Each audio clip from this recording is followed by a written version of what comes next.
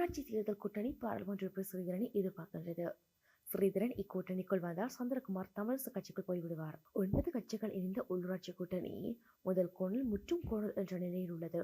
இந்த 9 கட்சி கூட்டணியில் சமத்துவ கட்சி இணைந்து கொள்வதை பெயரில் மட்டும் பசுமை கொண்டுள்ள காய்ந்து சருகான கட்சியின் பொன் ஐங்கரநேசனும் காமகச்சாமியாரை கும்பிட்டவர் விக்னேஸ்வரன் இக்கட்சியைச் சேர்ந்த மணிவண்ணனும் இந்த பலம் பிடிக்கும் என்ற தோரணையில் தாங்கள் ஒரே சங்க சின்னத்தில் போட்டியிடுவது பற்றி மீள சிந்திக்க உள்ளதாக தெரிவித்துள்ளனர். இது பற்றி தேசம் நேற்றுக்கு தெரிய வருவதாவது, இக்கட்சிகள் பாராளுமன்ற உறுப்பினர் ஸ்ரீதரன் இந்த 9 கட்சி கூட்டுக்குள் வந்து இணைவார் என்ற நம்பிக்கை இருப்பதாகவும் அதன் மூலம் கூட்டணிக்கு வாக்கு வங்கியை எடுக்கலாம் என்று கணக்கு போட்டுள்ளனர். ஆனால் தமிழரசு கட்சி தேர்தலில் தனித்து போட்டியிடுவதாக மிக தெளிவாக தெரிவித்துள்ளது. அப்படி பாராளுமன்ற உறுப்பினர் ஸ்ரீதரன் 9 கட்சி கூட்டுக்குள் வருவதாக இருந்தால் தமிழரசு கட்சியிலிருந்து வெளியேறி வர வேண்டும், இல்லையில் தமிழரசு கட்சியிலிருந்து வெளியேற்றப்பட வேண்டும். இதில் எது நடந்தாலும் சமத்துவ கட்சியின் தலைவர் முன்னாள் பாராளுமன்ற உறுப்பினர் மு. சந்திரகுமார் தமிழரசு கட்சிக்குள் உள்வாங்கப்பட்டு வருவார். இவ்விடயம் இந்த 9 கட்சி கூட்டணிக்குள் பேசப்பட்டது என தேசம் நேற்றின் ஜாழ் நிருபர் தெரிவிக்கின்றார். சமத்துவ கட்சியும் அதன் தலைவர் மு. சந்திரகுமாரும் தமிழ் அரசியல் தரப்பில் ஏனைய தமிழ் கட்சிகள் மீதோ அல்லது தேசியவாதிகள் மீதோ பெரும்பாலும் விமர்சனங்களை வைப்பதில்லை. விதிவிலக்காக பாராளுமன்ற உறுப்பினர் எஸ். ஸ்ரீதரன் மீது அவர்கள் மிக கடுமையான விமர்சனங்களை வைத்துள்ளனர். கீரியும் பாம்பும் என்ற நிலையிலேயே இவர்கள் உள்ளனர். கடந்த மாவீர நிகழ்வில் 3 போராளிகளின் தாய் மு. சந்திரகுமாரின் விழாவில் ஏற்கனவே கேட்டுக்கொண்டமைக்கு அமைய விலக்கேற்றிவிட்டார் என்பதற்காக பாராளுமன்ற உறுப்பினர் ஸ்ரீதரன் அவரை மாவீர துயிலுமில்லத்தில் விலக்கேற்ற விடாமல் தடுத்து பெரும் சர்ச்சையை ஏற்படுத்தியிருந்தார். தற்போது பாராளுமன்ற உறுப்பினர் ஸ்ரீதரனின் வலதுகரமும் கரைச்சி பிரதேச சபை தவிசாளருமான வேலுமனிதனும் பாராளுமன்ற உறுப்பினர் ஸ்ரீதரனும் அடிக்கும் கூத்துக்கள் தற்போது சமூக வலைதளங்களில் வைரலாகி வருகின்றமை குறிப்பிடத்தக்கது. அர்ச்சனா போல் கஜேந்திரகுமார் சிவம் ஆகியோரும் உதிரிகள். தமிழரசு கட்சியும் தேசிய மக்கள் சக்தியும் மட்டுமே வடக்கு கிழக்கில் இரு கட்சிகள். வடக்கு கிழக்கில் தமிழ் மக்களை பிரிவுபடுத்தும் இரு கட்சிகளே உள்ளது என்றும் இலங்கை தமிழரசு கட்சியும் தேசிய மக்கள் சக்தியும் மட்டுமே தமிழ் மக்களை பிரிவுபடுத்துவதாகவும் ஆய்வாளர் வி. சிவலிங்கம் தேசம் நேற்றுக்கு தெரிவித்தார். அவர் மேலும் குறிப்பிடுகையில் பாராளுமன்ற உறுப்பினர் ராமநாதன் அர்ச்சனா போல் பொன்னம்பலம் கஜேந்திரகுமாரும் செல்வம் அடைக்கலநாதனும் கூட உதிரிகள் தான். இவர்கள் கட்சி என்ற அடையாளத்துக்குள் கொண்டு வர முடியாது. இதேபோல் 9 கட்சி கூட்டணியில் உள்ளவர்கள் கூட கட்சி என்று வரையறைப்படுத்த முடியாது என தெரிவித்தார் ஆய்வாளர் வி. சிவலிங்கம். அவர் மேலும் குறிப்பிடுகையில் இலங்கை தமிழரசு கட்சியை மட்டுமே தமிழ் தேசிய அரசியலை முன்னெடுக்கும் கட்சியாக கொள்ள முடியும் என்று தெரிவித்தார். அதற்கு விளக்கமளித்த வி. சிவலிங்கம், தமிழரசு கட்சி மட்டுமே வடக்கு கிழக்கின் அனைத்து பிரதேசங்களிலும் கட்சி கட்டமைப்பை வைத்துள்ளது என்றும் ஒவ்வொரு மாவட்டத்திலும் அவர்களுக்கு வாக்கு வங்கி உள்ளது என்றும் தெரிவித்தார். அந்த அடிப்படையில் தமிழரசு கட்சி மட்டுமே வடக்கு கிழக்கு தமிழ் மக்களின் தேசிய நலன்களை முன்னெடுப்பதாகவும் ஆய்வாளர் வி. சிவலிங்கம் சுட்டிக்காட்டினார். தமிழ் தேசிய மக்கள் முன்னணியும் ஏனைய உதிரிகளும் கட்சிகளும் அல்ல. அவர்கள் ஜாழ் மக்களின் நலன்களை கூட முன்னெடுக்கவில்லை. அவர்கள் சில தொகுதிகளில் மட்டும் செல்வாக்கை கொண்டிருக்கின்றனர். இவர்கள் முஸ்லிம் மக்களுக்கு எதிர், மலையக தமிழர்களுக்கு எதிர், ஒடுக்கப்பட்ட சாதிகளுக்கு எதிர் என்று இருக்கின்ற போது இவர்கள் எப்படி தமிழ் தேசத்தை பிரதிநிதித்துவப்படுத்த முடியும் என்று கேள்வி எழுப்பும் ஆய்வாளர் வி. சிவலிங்கம், இவர்கள் குறும் தேசியவாத வலதுசாரி பிற்போக்கு சக்திகள் என்றும் இவர்கள் பற்றி தமிழ் மக்கள் விழிப்பாக இருக்க வேண்டும் என்றும் தெரிவித்தார். எம்பி அர்ஜுனா கைவிடப்பட்ட கபரண சைவ கோயிலுக்கு தீபம் காட்ட அழைக்கிறார். அனுராதபுரம் மாவட்டத்தில் திருகோணமலை பிரதான வீதியில் அமைந்துள்ள கபரண பகுதியில் உள்ள பழமையான கோயில் ஒன்றினுடைய முன்பகுதி உடைக்கப்பட்டு பேருந்து தரிப்பிடம் காட்டப்பட்டுள்ளதாக பத்திரிகைகளிலும் சமூக வலைதளங்களிலும் செய்தி வெளியாகியிருந்தது. இத்தகவல் பலவாறு தெரிவுபடுத்தப்பட்டு தமிழ் மக்கள் மத்தியில் பரப்பப்பட்டது. தையிட்டு விகாரை உடைப்பதை நியாயப்படுத்த கபரண பேருந்து தரிப்பிடம் கையாளப்பட்டது. சைவ கோயிலை உடைத்து பேருந்து நிலையம் கட்டியது தவறு எனவும் இது இனவாத நாடு எனவும் கஜேந்திரகுமார் பொன்னம்பலம் குழுவினர் பெரும் பிரச்சாரத்தை மேற்கொண்டு வந்தனர். இந்த விவகாரம் தொடர்பாக பரப்பப்பட்ட படங்களில் சைவ கோயில் இடிபாடுகளுடன் கைவிடப்பட்ட நிலையிலேயே காணப்பட்டது. கிட்டத்தட்ட இந்த கோயில் பல ஆண்டுகளுக்கு முன்பே வழிபாடுகள் இடம்பெறாமல் கைவிடப்பட்டுள்ளதாகவே கருத முடியும். அக்கோயில் பிள்ளையார் கோயில் எனவும் அம்மன் கோயில் எனவும் மாறுபட்ட கருத்துக்களை வெளிவருகின்றன. கோயிலின் தலைவரலாறு தெரியாத நிலைமைதான் காணப்படுகின்றது. அவ்வாறு அழிவடைந்துள்ள ஒரு கோயிலை இடித்து ஏன் பேருந்து நிலையம் கட்ட வேண்டும்? பகுத்தறிவு உள்ளவர்கள் கேட்க வேண்டிய கேள்வி, கஃபரணையில் உள்ள சைவ கோயில் ஏன் அழிவடைந்துள்ளது, ஏன் கைவிடப்பட்டுள்ளது? இந்து சமய காவலர்கள் என கூச்சலிடம் சிவசேனா அமைப்பினர் கண்களில் இது ஏன் படவில்லை? அடிப்படைவாத இந்து அமைப்பான சிவசேனா தையிட்டியில் அரசியல் செய்து சமூகங்களில் பிளவுகளை ஏற்படுத்த விரும்புகின்றது. சட்டவிரோதமாக கட்டப்பட்டுள்ள தையிட்டு விகாரை உடைப்பது இனவாத பிரிவினைகளை ஊக்குவிக்கும் என பாராளுமன்ற உறுப்பினர் ராமநாதன் அர்ச்சனா குறிப்பிட்டதையும் மேற்கோள் காட்டி கபரண கோயில் இடிக்கப்பட்டது தொடர்பாக உங்களுடைய நிலைப்பாடு என்ன என அர்ச்சனாவின் போட்டி அரசியல்வாதிகள் கேள்வி எழுப்பியிருந்தனர். இப்படி இருக்க பாராளுமன்ற உறுப்பினர் ராமநாதன் அர்ச்சனா நேற்று முன்தினம் கபரணையில் உள்ள இடிக்கப்பட்டதாக கூறப்பட்ட கோயிலுக்கு நேரடியாக களவிஜயம் செய்து தகவல்களை தனது யூடியூப் தளத்தில் பதிவிட்டுள்ளார். குறித்த பதிவில் பாராளுமன்ற உறுப்பினர் ராமநாதன் அர்ச்சனா அப்பகுதியில் தமிழர்கள் யாருமே இல்லாமையால் கோயில் உடைக்கப்பட்டுள்ளது. எனினும் கோயில் உடைக்கப்பட்டதை ஏற்றுக்கொள்ள முடியாது. இது தொடர்பில் கட்டாயம் பாராளுமன்றத்தில் பேசுவேன். சிங்கள பாராளுமன்ற உறுப்பினர்களையும் துணைக்கு அழைத்து கோயிலை இடித்து அமைக்கப்பட்ட பேருந்து நிலையத்தை அகற்றி மீளவும் அப்பகுதியில் கோயிலை அமைக்க என்னாலான நடவடிக்கைகளை எடுப்பேன் என தெரிவித்துள்ளார். வழிபாடு செய்ய யாரும் இல்லாவிடில் கோயிலை மீள கட்டி என்ன பலன்? அதற்கு பதிலாக அந்த இடத்தில் ஒரு பாடசாலை அல்லது ஒரு சனசமூக நிலையத்தை கட்டலாம். ஆளில்லா தேநீர் கடையில் தேநீர் ஆற்றி என்ன பலன்? கஃபரணையில் மட்டுமல்ல, வடக்கு கிழக்கிலும் பல கோயில்கள் கைவிடப்பட்டுள்ளன. நாங்கள் உங்களுக்கு அடுத்து வீடியோ எடுத்து காட்டியிருக்கேன். நான் உள்ளுக்குள்ளே போன வீடியோ எல்லாம் எடுத்து பார்த்துருக்கேன். அம்மன் தலையை கொய்திருக்கிறாங்க. விழுந்து உடைஞ்சு அப்படி எடுத்து வச்சிருக்கிறாங்களா இல்லவோ தெரியாதோ. கோயிலுக்குள்ளுக்குள்ளே பயங்கர துர்நாட்டம், போவே இல்லாது. அதுக்குள்ளே ஜூரின் பாஸ் பண்ணுறது அதெல்லாம் அதுக்குள்ளே தான் போல நடக்கு. அது என்னென்றால் கபரணை என்ற இருக்கிற அந்த எங்களோட பிரதேச சபை அதை குறுக்கால ஒரு இதை ஒன்றை கட்டியிருக்கின்றான். பெரிய கவலை என்னென்றால் அதில் பஸ் ஸ்டாண்ட் அடித்ததே பெரிய பிரச்சனை. ஒரு கோயிலுக்கு முன்னால் பஸ் ஸ்டாண்டை இடிக்க சொல்லி நாங்கள் இப்போ கேட்கணும். அந்த பஸ் ஸ்டாண்டை இடி அந்த கோயிலை திருப்பி கட்டு என்றது தான் எங்களுடைய கோரிக்கையாக இருக்கணும். யாருமே அந்த ஃபேஸ்புக்கில் பயிரை தவிர வேற ஒரு வேலையும் செய்கிறதுக்கு தயாராக இல்லை. ஆனால் நான் அதை வந்திருக்கேன், ஃபுல்லாக பார்த்துருக்கேன். அந்த ஃபுல் வீடியோ உங்களுக்கு போட்டிருக்கேன். அதில் நான் கோயிலுக்குள்ளே முதல் கஷ்டப்பட்டு தேடி நாங்கள் எல்லா இடத்துலையும் இந்த கோயில் இடத்துல எங்கேன்னு சொல்லி தேடி பண்ணேன். அந்த கோயில் இருக்கிற இடமே தெரியாமல் அந்த கோயில் காணியில் பின்பக்கம் எல்லாம் நீங்கள் பார்த்தீங்கன்னா தெரியும். பின்னுக்கெல்லாம் உங்களுடைய மடங்கள், ஆச்சிரம மடங்கள் இருந்த அடையாளங்கள் எல்லாமே இருக்குது. அப்படியே அந்த கோயில் கிட்டடியில் நான் நினைக்கிறேன் ஒரு 10 வருஷம் 5 வருஷத்துக்குள்ளுக்குள்ளே அந்த கோயில் வந்து பெயிண்ட் அடிபாட்டு இருக்குது. அது பெயிண்ட் இப்போ இன்றைக்கு நேற்று அடித்த பெயிண்டான அது பெயிண்ட் அடிபாட்டு இருக்கிறது. உள்ளுக்குள்ளே இருக்கிற எல்லாமே அடித்து உடைச்சி களவாடப்பட்டு போயிருக்குது. ஸோ அந்த கோயிலுக்குரிய தர்மஹாத்தாவோ அல்லது கோயிலுக்குரிய ஐயரோ யாராவது இருப்பினமான்னு கேட்டால் கேள்விக்குறி. அது தவிரவும் நான் நினைக்கிறேன் இதுக்கு இந்த இடத்துல வந்து ஒரு இந்து கோயிலை அவர்கள் உடைச்சி அப்படி வேணுமெண்டு மத நிந்தனை செய்கிறதுக்கு அல்ல, அதை திட்டமிட்ட ரீதியில் நான் நினைக்கிறேன் பிரதேச சபை அந்த அல்லது ஆர்டிஏ அந்த அவரத்தில் வந்து பஸ் ஸ்டாண்டையும் காட்டியிருக்கு. பஸ்ஸுக்காக அவரை ஒதுக்கி இருக்கிறார்கள் அந்த பாதை. அது உங்களுக்கு தெரியும். அந்த வீடியோ மேலே இருக்குது, நீங்கள் பார்க்கலாம். அதுக்குள்ள என்ன கவலை என்றால் ஒரு இந்து கோயில் இந்த நிலைமைக்கு ஒரு புத்த கோயிலோ ஒரு கிறிஸ்டியன் கோயிலோ அப்படி இருக்காது. ஆனால் ஒரு இந்து கோயில் இப்படி ஒரு நிலைமைக்கு இருக்குன்னா இந்துக்கள் நாங்கள் இதை பற்றி சிந்திக்க போகணும். இது சம்பந்தமாக பாராளுமன்றத்தில் அடுத்த முறை நான் கதை கேட்கல, நீங்கள் பார்க்கலாம். ஹபரணை அது நான் நினைக்கிறேன் அம்மன் கோயிலாகத்தான் இருக்கணும். அர்ஜுனா கோயில் கட்ட முதல் கஃபரணையில் இந்து மக்கள் வாழ்கின்றார்களா என அறிய வேண்டும். யாழ்ப்பாணத்தில் புலம்பெயர் தமிழர்களால் கோடிகளை கொட்டி கட்டப்படும் புனருத்தானம் செய்யப்படும் கோயில்களில் மாடுகள் தான் படத்துறங்குகின்றன. எம்பி அர்ஜுனாவுக்கு இன்னும் ஒரு தார்மீக கடமை உண்டு. வடக்கு கிழக்கில் உள்ள சகல இந்து ஆலயங்களுக்கும் கள விஜயம் செய்து கிளீன் செய்ய வேண்டும். முக்கியமாக 25 கோடி செலவில் புங்குடுதீவில் மாடுகள் படுத்துறங்க கட்டிய ராஜேஸ்வரி அம்மன் கோயிலுக்கு விஜயம் செய்ய வேண்டும். உணர்ச்சி அரசியல் நீடித்த சமாதானத்தை கொண்டு வராது. புத்திசாலித்தனமான அரசியலே தமிழ் மக்களுக்கு உரிமைகளை பெற்றுக் கொடுக்கும். கவரண கோயில் வருடக்கணக்காக ஜார் கவனத்தையும் ஈர்க்கவில்லை. இப்போது அந்த இடத்தில் மக்கள் நிழலில் நின்று பயணம் செய்வது கண்ணை கொத்துகிறது. வெளிநாட்டு பயணங்களும் அரசியல் லஞ்சமாக இருந்தன. ஜனாதிபதி அனுரகுமார திசாநாயக்க மற்றும் முன்னாள் ஜனாதிபதிகள் வெளிநாட்டு பயணங்களுக்காக செலவிட்ட தொகையை பிரதமர் கலாநிதி ஹரணி அமரசூரிய நாடாளுமன்றத்தில் நேற்று வெளியிட்டார். இதன்படி 2010 தொடக்கம் 2014 வரையான காலப்பகுதியில் மஹிந்த ராஜபக்ச 3572 மில்லியன் ரூபாவும், 2015 தொடக்கம் 2019 வரையான காலப்பகுதியில் மைத்ரிபால சிறிசேன 384 மில்லியன் ரூபாவும், 2020 தொடக்கம் 2022 வரையான காலப்பகுதியில் கோட்டபாய ராஜபக்ச 126 மில்லியன் ரூபாவும், 2023 தொடக்கம் 2024 வரையான காலப்பகுதியில் ரணில் விக்ரமசிங்க 533 மில்லியன் ரூபாவும் வெளிநாட்டு பயணங்களுக்காக செலவிடப்பட்டுள்ளதாக பிரதமர் தெரிவித்துள்ளார். 2024 9/21 முதல் 2025 பிப்ரவரி மாதம் வரையான காலப்பகுதியில் ஜனாதிபதி அனுரகுமார திசாநாயக்கவின் வெளிநாட்டு பயணங்களுக்காக 1.8 மில்லியன் ரூபாய் மாத்திரமே செலவிடப்பட்டுள்ளது எனவும், மக்களுக்கு சுமையாக இருக்காமல் செலவுகளை ஈனமான வகையில் குறைத்துக் கொண்டுள்ளோம் எனவும் பிரதமர் குறிப்பிட்டுள்ளார். ரணில் விக்ரமசிங்க மேற்கொண்டுள்ள 33 பயணங்களில் எதிர்க்கட்சியினர் உட்பட மொத்தமாக 154 பேர் பங்கு பற்றியுள்ளனர் என தெரிவித்துள்ள பிரதமர், இதுவும் அரசியல் லஞ்சம் எனவும் சிறப்புரிமைகள் முறைகேடான வகையில் பயன்படுத்தப்பட்டுள்ளது எனவும் சுட்டிக்காட்டினார். இதேவேளை அனுராவில் வெளிநாட்டு பயணங்களுக்கான செலவுகள் யதார்த்தத்துக்கு புறம்பானவை என பாராளுமன்ற உறுப்பினர் டிலித் ஜெயவீர தெரிவித்துள்ளார். வெறும் 1.8 மில்லியன் ரூபாயில் 3 நாடுகளுக்கு எவ்வாறு ஜனாதிபதியால் பயணம் செய்ய முடிந்தது என்றும், மீதி பலகையில் நின்று பயணம் செய்தாலும் இவ்வளவு குறைந்த தொகையுடன் 3 நாடுகளுக்கு அவர் எப்படி பயணம் செய்தார் என்றும் அவர் சந்தேகம் வெளியிட்டார்.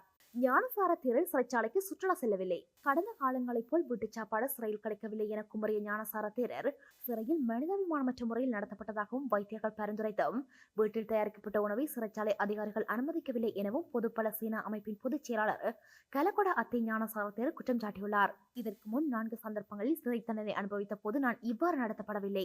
உண்மையில் இது அரசாங்கத்தின் முடிவா அல்லது சிறை அதிகாரிகளின் தன்னிச்சையான செயலா எனவும் அவர் கேள்வி எழுப்பியுள்ளார். இன்று சமூக வலைத்தளங்களை அதிகமாக உபயோகப்படுத்துவோர் செல்வாக்கு மிக்கவர்களாக உள்ளனர்.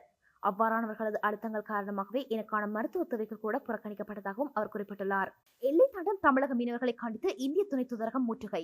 இந்திய மீனவர்களின் அத்துமுறைகளை தடுக்க கோரி இந்திய துணை தூதரகத்துக்கு முன்னாள் ஜாழ் மீனவர்கள் நேற்று போராட்டம் மேற்கொண்டுள்ளனர். தீவக கடத்தலில் அமைப்பு முன்னெடுத்த இப்போராட்டம் ஜாழ் பண்ணையில் உள்ள கடல்வள நீரியல் திணைக்களம் முன்பாக ஆரம்பமாகி இந்திய துணை தூதரகத்துக்கு சென்று அங்கிருந்து வடமாகாண ஆளுநர் அலுவலகம் வரை ஊர்வலமாக முன்னெடுக்கப்பட்டது.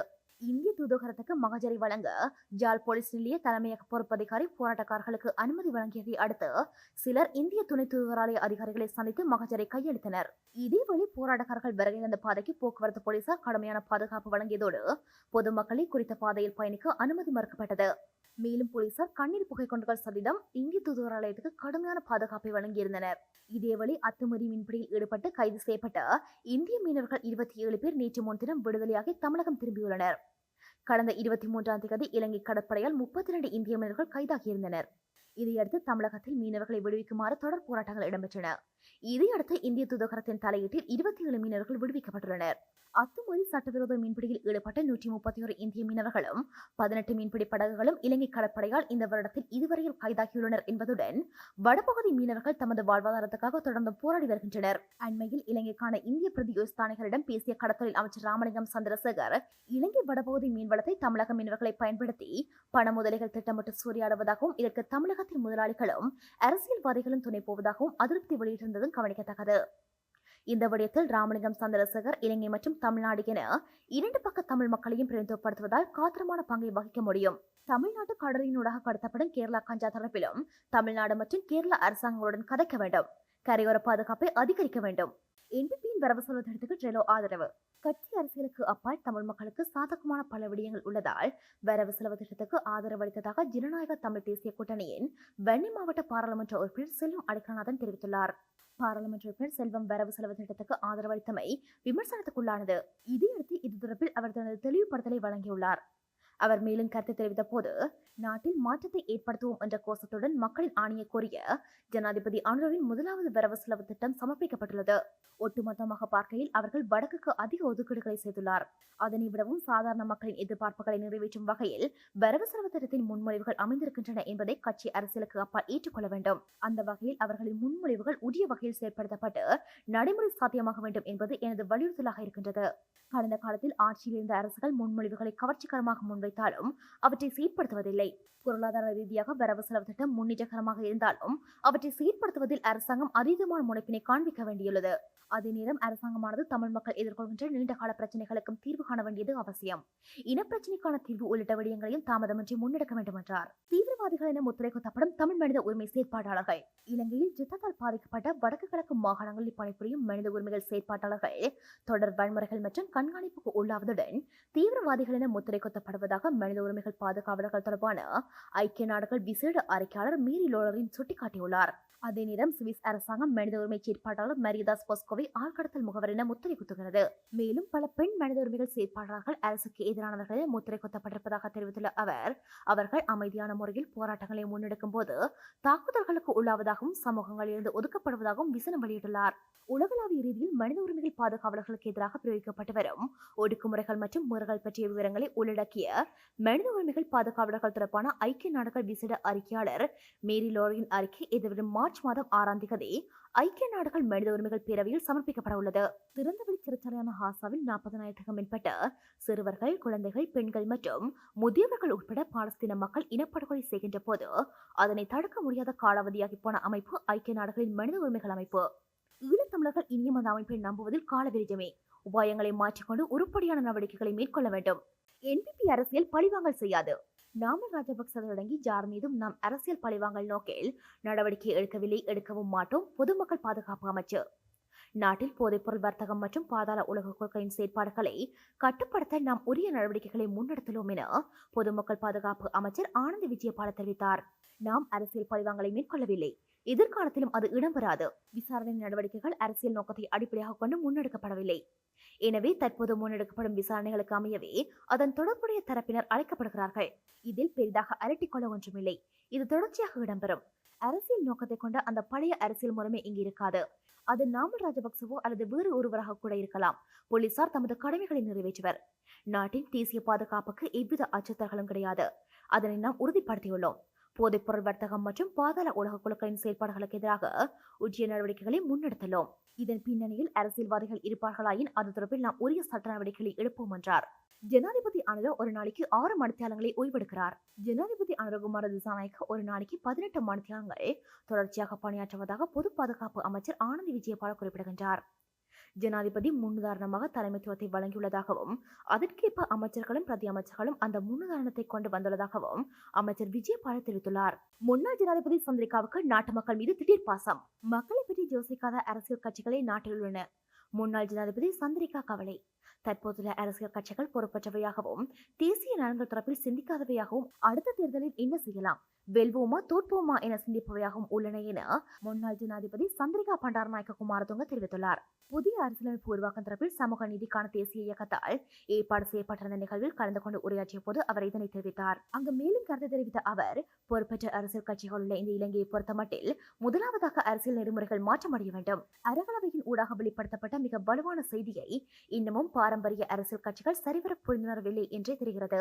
நாம் நிறைவேற்ற அதிகாரமிக்க ஜனாதிபதி முறைமையை நீக்குவதற்கு முன்னெடுத்த முயற்சிகள் யாவும் பாராளுமன்றத்துக்குள்ளில் இருந்து தூக்கி எறியப்பட்டன. எனவே வேறு எதனையும் செய்வதற்கு முன்பாக ஏற்கனவே தயாரிக்கப்பட்ட பல அரசியலமைப்பு வரைவுகள் நிலுவையில் உள்ளன. அவற்றை ஒன்றிணைத்து தற்கால சூழ்நிலைக்கு பொருத்தமானதொரு வரைவை தயாரிப்பது இலகுவானதாக இருக்கும். எந்த ஒரு அரசியலமைப்பை மேற்கொள்வதற்கு முன்னதாக நாட்டின் அரசியல் சூழ்நிலையிலும் தலைவர்களின் அரசியல் அணுகுமுறையிலும் மாற்றம் ஏற்பட வேண்டும். இப்போது பாராளுமன்றத்தில் அங்கம் வகிப்போரில் பெரும்பான்மையானோர் அரசியலமைப்பு உருவாக்க முயற்சிகளை நிராகரித்துள்ளனர். இல்லாவிடின் அவர்களது கட்சி அதனை நிராகரித்துள்ளது. அவ்வாறு இருக்கையில் தற்போது மாத்திரம் அவர்களால் இதனை எவ்வாறு செய்ய முடியும் என எனக்கு தெரியவில்லை என்றார். தற்போது அதிகாரத்தில் இருக்கும் NPP அரசுக்கு மக்கள் அறுதி பெரும்பான்மையை வழங்கியுள்ளதால் சந்திரிகா அம்மையார் கவலைப்பட தேவையில்லை என அறகலைய போராட்டக்காரர்கள் தெரிவிக்கின்றனர். ஒரு மாதத்தில் மட்டும் மனிதர்களின் தாக்குதல் 43 ஜானைகள் பலி. இந்த வருடம் ஜனவரி மாதத்தில் மட்டும் மனிதர்களால் தாக்கப்பட்டு சுமார் 43 ஜானைகள் உயிரிழந்துள்ளதாக சுற்றாடல் அமைச்சர் வைத்திய கலாநிதி தம்மிக்கப்பட்ட பெண்ணை தெரிவித்துள்ளார். அதே நேரம் ஜானைகள் தாக்கி 3 மனிதர்கள் உயிரிழந்துள்ளதாக சுற்றாடல் அமைச்சர் தெரிவித்துள்ளார். கடந்த 10 ஆண்டுகளில் சுமார் 3527 ஜானைகள் உயிரிழந்துள்ளதோடு மனித ஜானை மோதல்களால் சுமார் 1195 பேர் உயிரிழந்துள்ளதாக பதிவாகியுள்ளது. கோத்தபாயாவின் மந்திரவாதி ஞானக்காவுக்கு 28 மில்லியன் இழப்பீடு. கோத்தாவின் ஆஸ்தான சோதரர் ஞானக்காவுக்கு 28 மில்லியன் அள்ளி வீசிய ரணில். 2022ஆம் ஆண்டில் மக்கள் போராட்டத்தின் போது வீடுகள் அளிக்கப்பட்ட அரசியல்வாதிகள் அல்லாத தனிநபர்களுக்கான இழப்பீடாக முந்தைய அரசாங்கம் மேலும் 1125 மில்லியன் ரூபாய் செலவிட்டுள்ளதாக அரசாங்கத்தின் பிரதம கொறடா அமைச்சர் நளின ஜெயதிச தெரிவித்துள்ளார். அத்தொகை அரசியல்வாதிகளுக்கு இழப்பீடாக வழங்கப்பட்ட ரூபாய் 1221 மில்லியனுக்கு மேலானதாகும் என்று அவர் குறிப்பிட்டுள்ளார். பொதுஜன பெரமுனவின் ஆதரவாளரும் அவர்களின் ஆஸ்தான சோதரருமான ஞானக்காவுக்கும் அனுராதபுரத்தில் உள்ள அவரது வழிபாட்டுத்தலம் அளிக்கப்பட்டதற்காக 28 மில்லியன் ரூபாய் இழப்பீடாக வழங்கப்பட்டுள்ளது எனவும் நளின ஜெயதிச வெளிப்படுத்தியுள்ளார். பொதுஜன பெரமுனவின் ஆதரவாளரும் அவர்களின் ஆஸ்தான சோதரருமான அனுராதபுரத்தில் ஞானக்காவின் வீடு, கோவில், ஹோட்டல் என்பன அறகலைய போராட்டத்தில் மக்களால் முற்றுகையிடப்பட்டு தீயிட்டு அளிக்கப்பட்டன. கொலையாளிகளை கொண்டாடும் கலாச்சாரம். வரவு செலவு திட்டத்தில் இருந்து வறுமையை ஒழிப்பதற்கான சரியான திட்டத்தை அரசாங்கத்தால் உருவாக்க முடியாவிட்டாலும் நாட்டில் கொலை, கொள்ளை, பாலியல் வன்கொடுமை மற்றும் சிறுவர் துஷ்பிரயோகம் அதிகரித்து கொலையாளிகளை ராஜாவாக்கும் ஒரு பயங்கரமான சூழ்நிலையை உருவாக்குவதில் அரசாங்கம் வெற்றி பெற்றுள்ளது என்று எதிர்க்கட்சி தலைவர் சஜித் பிரேமதாச பொதுக்கூட்டம் ஒன்றில் தெரிவித்துள்ளார். கொடூரம் மற்றும் கொலை கலாச்சாரம் பரவலாக இருக்கும் ஒரு யுகத்தில் தேசிய பாதுகாப்பை உறுதி செய்வதற்காக அரசாங்க உறுப்பினர்கள் பயிற்சி வகுப்புகளில் கலந்து கொள்ள வேண்டியுள்ளது என்றும் எதிர்க்கட்சி தலைவர் கூறியுள்ளார். அண்மையில் குற்றங்கள் அதிகரித்துள்ளதாக எதிர்க்கட்சி தலைவர் கூறியதற்கு நாடாளுமன்றத்தில் பதிலளித்த பொதுமக்கள் பாதுகாப்பு அமைச்சர், அண்மை காலத்தில் குற்றச்சாட்டுகளில் குறிப்பிடத்தக்க அதிகரிப்பு எதுவும் ஏற்படவில்லை எனவும் இந்த வருடத்தில் முதல் 2 மாதங்களில் 14 குற்றச்சம்பவங்களும் 2016 மற்றும் 2018ஆம் ஆண்டின் முதல் 2 மாதங்களில் தலா 12 சம்பவங்களும் 2024ஆம் ஆண்டின் முதல் 2 மாதங்களிலும் 14 சம்பவங்களும் பதிவாகியுள்ளதாக தெரிவித்திருந்தது குறிப்பிடத்தக்கது. இதேவழி இந்த அரசாங்கம் பதவிக்கு வந்ததிலிருந்து இதுவரை 70க்கும் மேற்பட்ட மனித படுகொலைகள் நடந்துள்ளதாகவும் சட்டமும் ஒழுங்கும் சீரழிந்து நாட்டில் நீதியின் ஆதிபத்தியம் பாரிய சவாலுக்கு உட்படுத்தப்பட்டுள்ளதாகவும் ஸ்ரீலங்கா முஸ்லிம் காங்கிரஸ் தலைவர் ரஃபூப் ஹக்கீம் பாராளுமன்றத்தில் தெரிவித்திருந்தார்.